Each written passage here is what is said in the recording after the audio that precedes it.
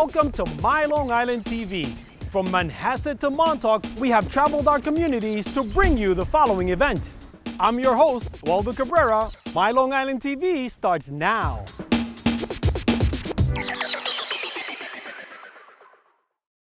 Our pet foods can be purchased from pet stores and grocery stores all over Long Island.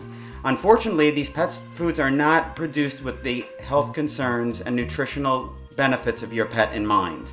Most pet foods, like this, are made with a certain amount of crude fat and protein, fiber, and ash that is allowable by the FDA. Today we're going to make for you a natural, organic, human-grade diet for your pet. This will provide your pet with the nutritional balance it needs to have its metabolic pathways function normally and provide the best long-term health that we can. The proper ratios in our home-cooked foods will be about 50 to 75% protein and 30% carbohydrates and fats. So what we have here in front of us are some examples of some good protein sources.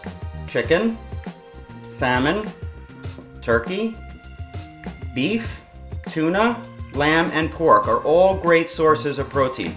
If you're a vegetarian and you want to use a vegetarian source, you can use tofu. Good carbohydrate sources are things such as oatmeal and brown rice.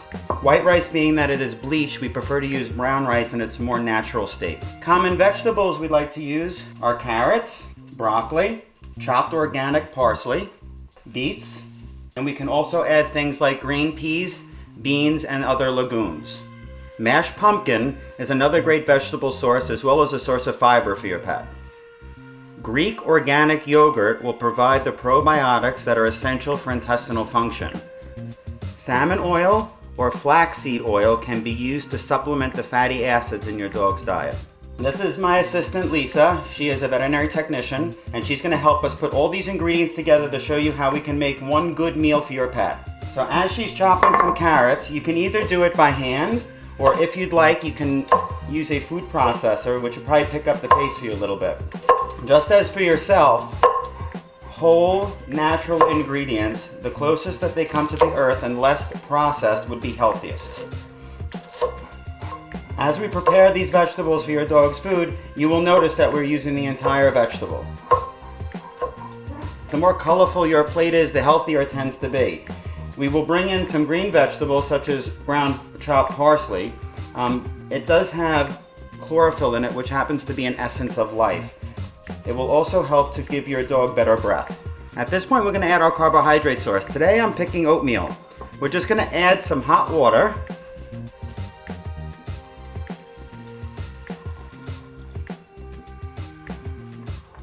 And mix it until it has the consistency of our regular oatmeal like we like to eat it.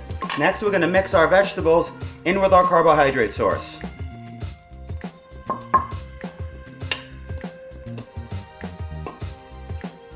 We don't want to forget our mashed pumpkin, our organic Greek yogurt, and our fish oils. And as you can see, it's just as easy as mixing these ingredients in. The protein sources that you choose, you can feed raw. If you get from a reputable butcher, the risks that you take are the same risks that we take from eating uncooked food. So salmonella and E. coli are conditions that you still need to be concerned about. If you would prefer to prepare the foods and take the proteins and cook them, you can either boil them, broil them, grill them, or bake them. And our example today, the venison has been cooked. Venison is a great protein source also if you have a dog that happens to have food allergies. Using novel protein sources or protein sources your pet hasn't been exposed to before will help limit the chances of an allergy to this diet. So we put the protein source right in there, and we're going to add our carbohydrates, and you mix it all together. This is an example of a batch of food. Depending on the weight of your pet, you would give 1 cup of this mixture for every 20 pounds of body weight per day you feed your pet. The easiest way to prepare it from here would be to then take this mixture, make 1 cup freezer packs in a regular Ziploc freezer bag and stack them in your freezer. Then when you're ready to feed your pet, you just defrost the pack and put it in his bowl. Any drastic change in diet, you would need to slowly transition your dog's food to the new diet that you're going to feed. If you don't, it can cause severe gastrointestinal distress and upset. So in layman's terms, your dog might throw up and get diarrhea. You can get the recipe on my website at thecaringvet.com. I'm Michel Selmer, and we'll see you next time.